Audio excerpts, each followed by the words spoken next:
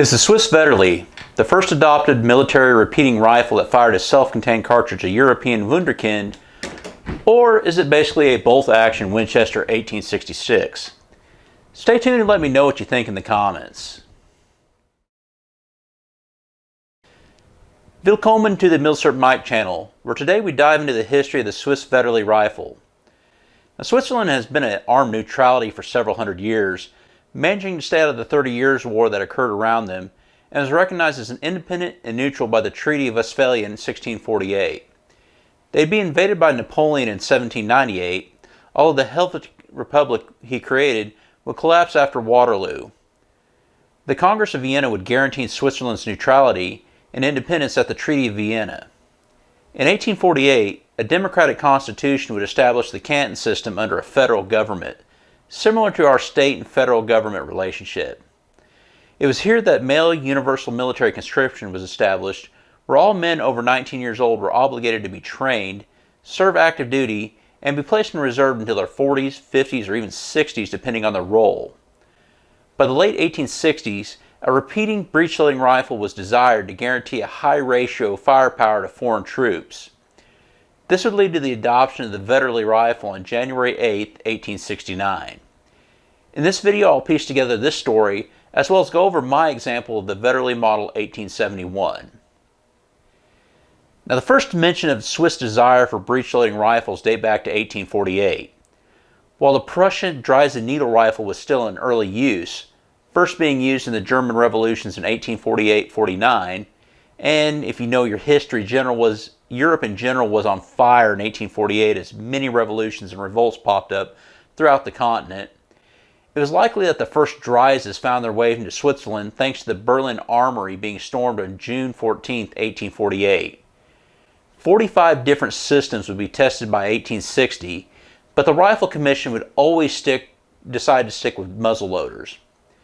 Now, the American Civil War would help advance breech-loaders, repeaters, and conversions of muzzleloaders into breech-loaders.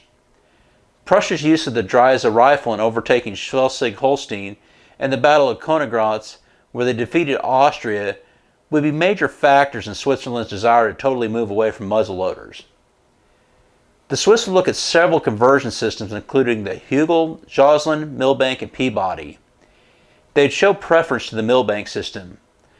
On July 12, 1866, the Federal Council ordered that all current muzzleloaders be converted to the Milbank-Amsler system and all future rifles would be repeaters, with an allowance of 30,000 breechloaders to be purchased to bridge the gap. Now, two different calibers of cartridge ammunition were floating around, 18mm and what became the 10.5mm 1867 rifle cartridge. My main source, which is considered the Bible on Swiss rifles, states that there really isn't much information about the development within Switzerland of the 18mm cartridge, but the 10.5 likely came from the 10.4 or 41 caliber centerfire and rimfire cartridges purchased from the United States. The rimfire cartridges have been used in many of the experimental rifles up until the July 12, 1866 order, so this would simply be adopted for use in the Milbank, Amsler, and later Peabody conversions that would be adopted to stopgaps until a repeater could be adopted. Friedrich Vetterli would also prefer the smaller cartridge, as he would develop his rifle to take on Swiss as well as American competition from Winchester.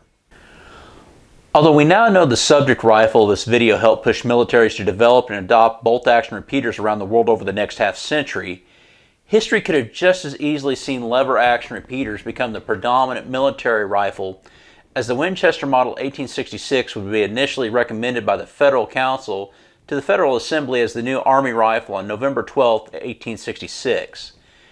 This would actually put Oliver Winchester in talks with Colt for the latter to help the former to produce a possible Swiss contract, as Winchester's Bridgeport factory was already at maximum capacity. As the history of the Vetterli and Winchester 1866 rifles are very intertwined, it's very difficult to tell the history of one while avoiding the other. While Switzerland was looking toward a breech-loading repeater, the American Civil War would see repeaters put to use, most famously Winchester's New Haven Arms Factory's Henry rifle. Several factors prevented widespread adoption, including only being able to produce 200 rifles per month. Much of this thanks to the contracting role of Benjamin Tyler Henry instead of employing him outright, and the design of the rifle would show flaws in execution under heavy use. The Henry rifle will be loaded by rotating the collar at the muzzle end and dropping rounds in the tube magazine. The rifle will be fed via a plunger where the tab protruded through the magazine via a slit at the bottom. This created a situation where one would have to perform the, quote, Henry hop during quick firing, where you had to move your hand out of the way of the tab as you emptied the rifle. This also meant no handguard to protect from the heat produced by rapid firing, while the open slit would allow dirt to enter the magazine. The rotating collar also had a penchant for rusting in place when exposed to the rain and mud. Benjamin Tyler Henry's 5-year contract with New Haven Arms would be up in June 1864, and Oliver Winchester was already looking toward expansion and improvements to the rifle. The aforementioned flaws, along with corporate shenanigans pulled by Benjamin Tyler Henry, were strong incentives for improvements. With Nelson King installed as the new superintendent, now this time as an employee of Winchester, not as a contractor, Winchester and his business partner would turn over the company to their sons and would technically retire at the beginning of 1865. Winchester would travel to Europe trying to drum up sales for the Henry rifle as the boom of the American Civil War grounded down, and this would be the beginning of the relationships with Switzerland. He would contract with Weber Rausch of Zurich to build rifles and shotguns with the Henry action, but improvements to the magazine which involved a removable tube and sleeve during the spring of 1865. While in Zurich, he would receive a cable of the corporate shenanigans of Benjamin Henry, forcing him to go back to the United States to sort it out. This is a story I went into great detail in my Winchester 1866 video, which I'll link at this video's end card.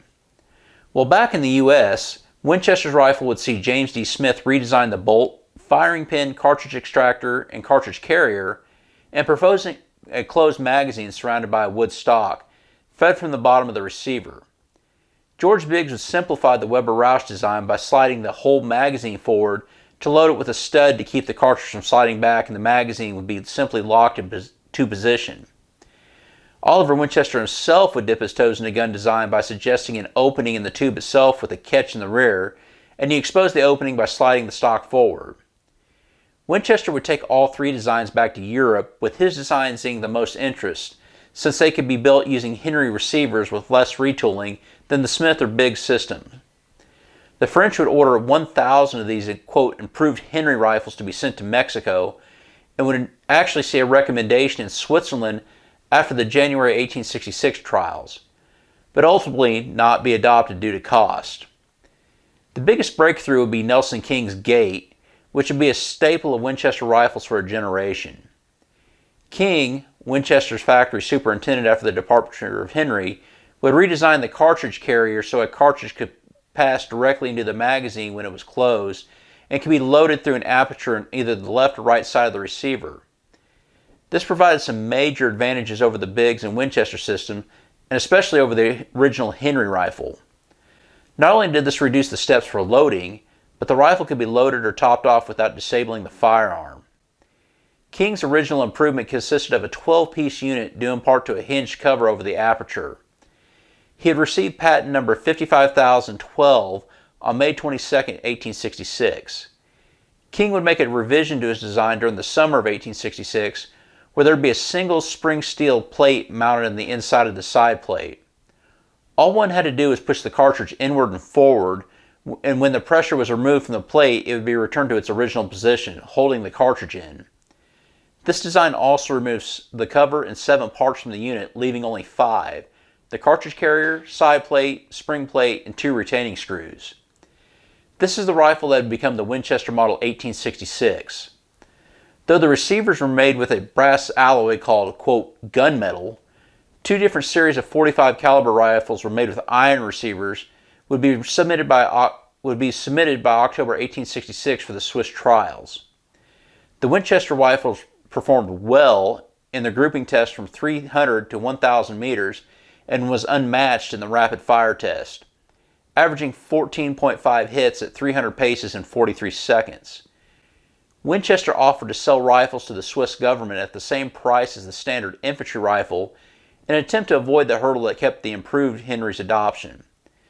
The Federal Commission would recommend full adoption in their November 28, 1866 report for sharpshooters, with a couple changes in the design, most notably bored to a Swiss caliber. There would be an order of 200 rifles, identified as the Swiss Model 1866 sharpshooter rifles, where receivers and lockworks were made in Bridgeport, Connecticut. They'd be made into barrels made and stocks made by Weber Rausch in Zurich. Additional orders would push the production of these rifles up to 400, and Oliver Winchester would start discussions to subcontracting manufacture of these Swiss rifles at Colt if Winchester would receive the full military contract. As 1867 wore on, though, the big Swiss contract would begin to slip away thanks to lobbying by Swiss Vetterli, who had pieced together a history-making rifle combining ideas from European bolt actions with the magazine and loading system of Winchester's rifle. All right, let me jump in here and address something that I forgot when I was making this video. One thing I never addressed was how Winchester actually felt when Switzerland never came through with a massive military order, even though they recommended the 1866 rifle. Houze doesn't address this. It just kind of tapers off and goes into more American history. And Grenacher doesn't address this at all. I had an online conversation with an individual by the name of Steve Wren.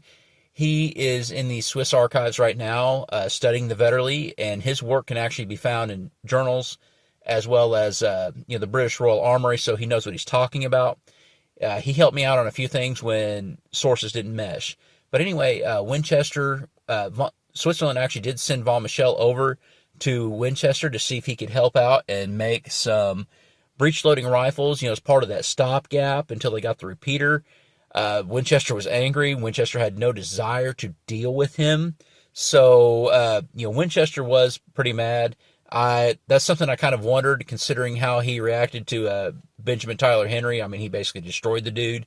So I just wanted to address this, and it gave me a good opportunity to use my Angry Oliver picture again. So let's get back to the video. Johann Friedrich Vetterli was born in 1822 in Wagenhausen, Switzerland. After apprenticing at Schaffhausen, he perfected his craft all over Europe, including a stint at Saint-Étienne in Paris and observing modern manufacturing methods in London. This knowledge would get his foot in the door at Schweizer Industriegesellschaft, part of the company that today makes awesome hand grenades, when Friedrich Prior Imhoff would task Vetterli with building a new rolling machine for making bayonets. In June 1864, Vetterli would be appointed to the head of the weapons department at SIG, where he had directed work on converting muzzle-loading rifles to breech loaders. In the summer of 1865, he would be commissioned to develop a new breech-loading system, and by May 1866, SIG would present his rifle design to fire needle cartridges based off the Dreiser. The rifle had a cylinder bolt that is rotated upward using the side bolt handle. This extracts the fired cartridge, emptying the chamber for reloading. The firing pin, located in the cylinder and spring located in the rear, would be cocked by pulling it back. The Federal Council's order of June 12, 1866, I mentioned earlier, would state that either the 18mm or the 10.4mm cartridge be used. By August, Vetterli would present his single-shot rifle updated to fire the 10.4 or 10.5mm rim-fired metal cartridge.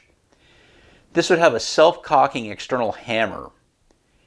Chronologically, we have arrived at the fall of 1866, where Winchester's 1866 model is lighting the world on fire at the Swiss trials, and the Federal Council recommended the introduction of the Winchester's rifle as a new Army rifle on November 28 with a couple recommended changes.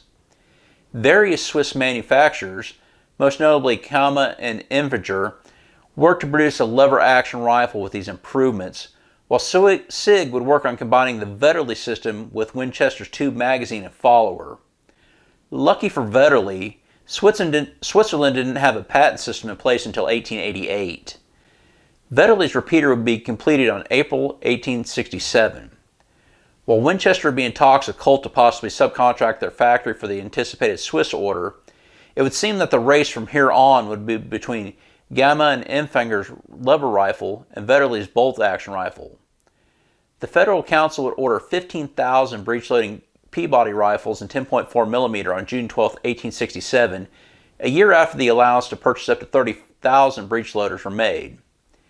2 days later, this rimfired 10.4 millimeter cartridge would be officially adopted for use in all small caliber rifles. Machinery for production of this ammo would be purchased from the United States and would be deemed the 1867 10.5 millimeter caliber. This nomenclature is due to the tolerances allowed for the Milbank, Peabody, and later the Vetterli rifles. By July, both Vetterli and Gamma and Infantry had rifles and cavalry carbines that were ready for testing. In the August trials, it would again be narrowed down to these two systems.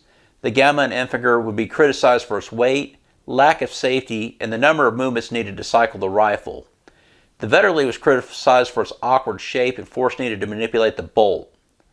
Further intensive tests during the fall saw the Vetterli perform flawlessly, but the center lock would open. The hammer was criticized by the Rifle Commission for being a potential malfunction problem. Vetterli replaced the open hammer with a closed system that contained a coil spring and a firing pin by January 1868. And these rifles and carbines would again receive intensive testing throughout February. On March 6, 1868, the Federal Council introduced the SIG repeating rifle system Vetterli as the new Army rifle, and the Military Department was authorized to order 80,000 rifles. Although the Vetterli and Gamma and Infantry rifles were considered equal, it was less movements needed to cycle the bolt action that won the day for Vetterli and SIG. The rest of 1868 would see troop trials of the rifles and carbines with small criticisms and improvements made. On December 12, 1868, SIG would receive an order for 20 reference rifles, where it was required all parts be manufactured to the American production method and must be interchangeable without reworking. The Federal Council definitively announced the new model on January 8, 1869. As individual contracts were rewarded, each producer would be giving a sample that must copy exactly and interchangeably. The price was set at 80 Swiss francs for the rifle, cleaning equipment, screwdriver, spare fork, and inspection.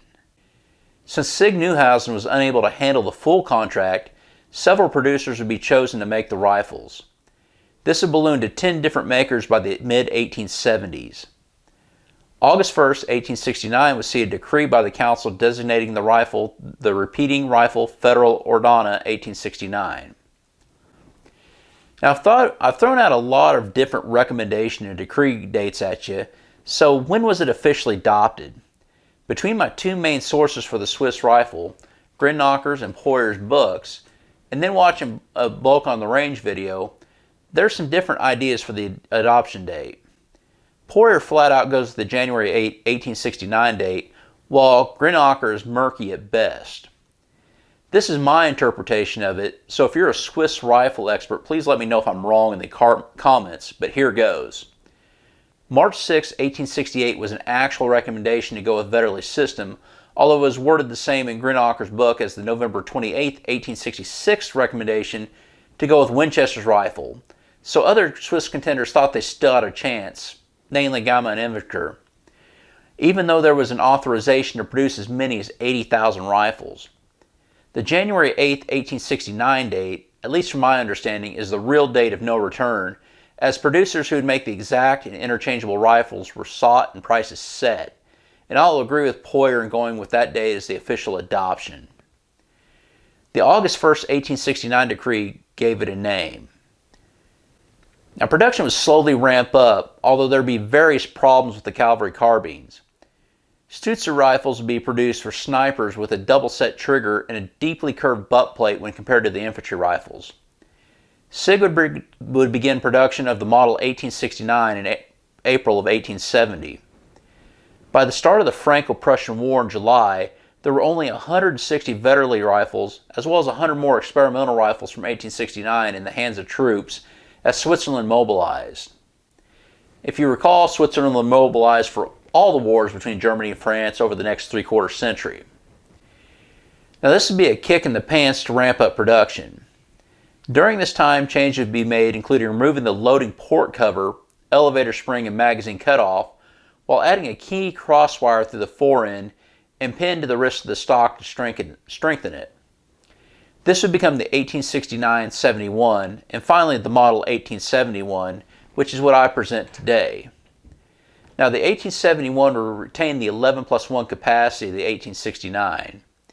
Many small changes would occur over the next decade to the infantry and Stutzer rifles and carbines. To have every variation remain owning over 500 rifles, but two notable updates were the 1878 model, which is most noteworthy for adding a round of capacity, and the drastically curved butt plate of the Stutzer rifles to the infantry rifles, while the 1881 model would see the checkering on the handguard go away, along with some other minor changes. As rifles were brought in for repair and refurbishment, they'd be upgraded to the current standard of the time. Around 200,000 Vetterli rifles and carbines would be made by the time of its replacement by the Schmidt-Rubin rifle in 1889. Now that we've went over the development history, let's take a closer look at the rifle. All right, let's take a little closer look at the Vetterli and compare it to the Winchester 1866. This is an 1866 Uberti replica in 45 long Colt. This was featured in my 1866 video. But as you can see, when you pull your lever down, that brings your lifter up, and you extract and your lifter up, lifts the next round in, puts the next round in, and you're ready to fire. Same thing, except you're using your bolt on your Vetterli. Extracts out the top. There goes your lifter up. Push it in. Lifter goes down. And you're ready to fire. One little difference that you can kind of see on the loading gate here. Notice you got the spring-loaded gate right there, whereas you don't on the Vetterli. They, by the I forget if it was the 69 or the 71, they decided they didn't need the spring load. It was good enough to hold in by itself. Now, the 1869, you actually had a cover over your loading gate on there. So that was one of the things that got removed for the 71, and then throughout the rest of the Vetterli lineup through the 1881. So let's take a look inside here. First off, you got to get your lifter out. So to do that, you got to undo the screw and take it out. I just basically stick my finger inside the gate there, and that'll pull your lifting setup out. Now there's a groove in the bolt that when you pull it back, it just pulls that up, and that pulls your lifter up. So pretty simple there. And then of course when you push your bolt forward, pushes that down, and your lifter is back down. So it's a pretty simple setup, not all that dissimilar from the inside of your Winchester. To get the bolt out, you have a captive pin right here.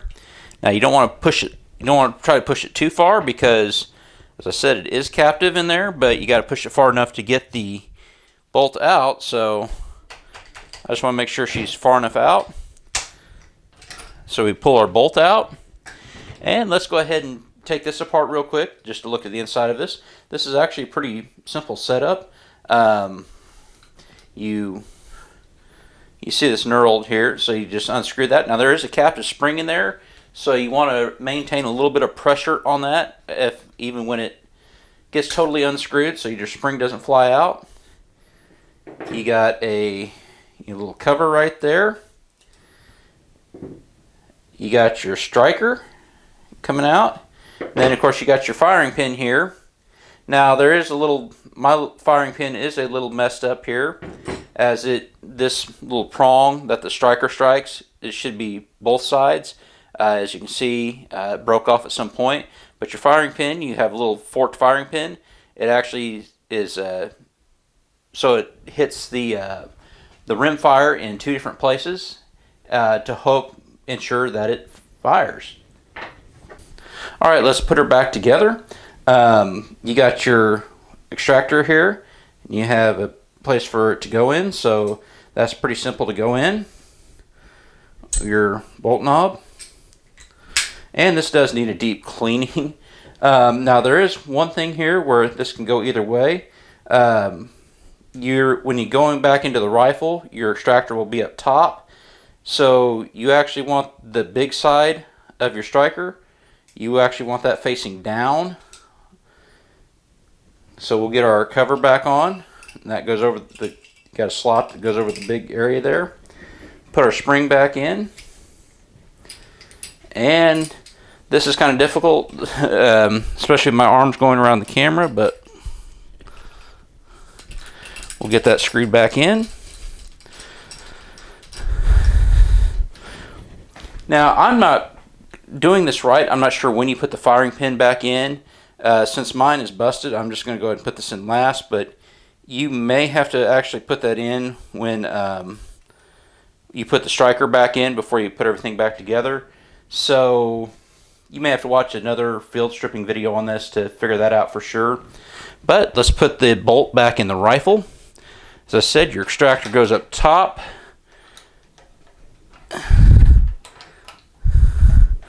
And my pin may not be out far enough there to get that back in. And we want to, I'll just use a little rubber mallet here to get our pin back in. So our bolt's back in. Now all we got to do is put our lifter back in. Go ahead and get our screw back in here.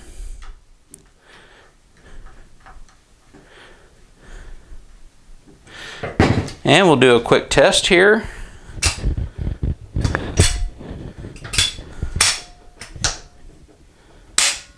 And she's back together.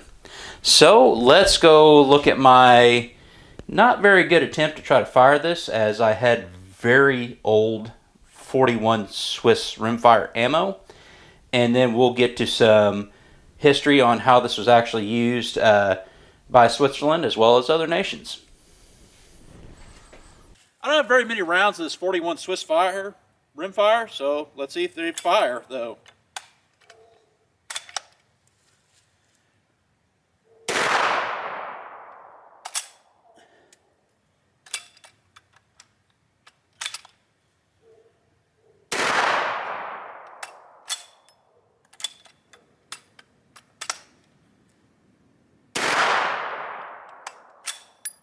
Well, got 3 of them to fire.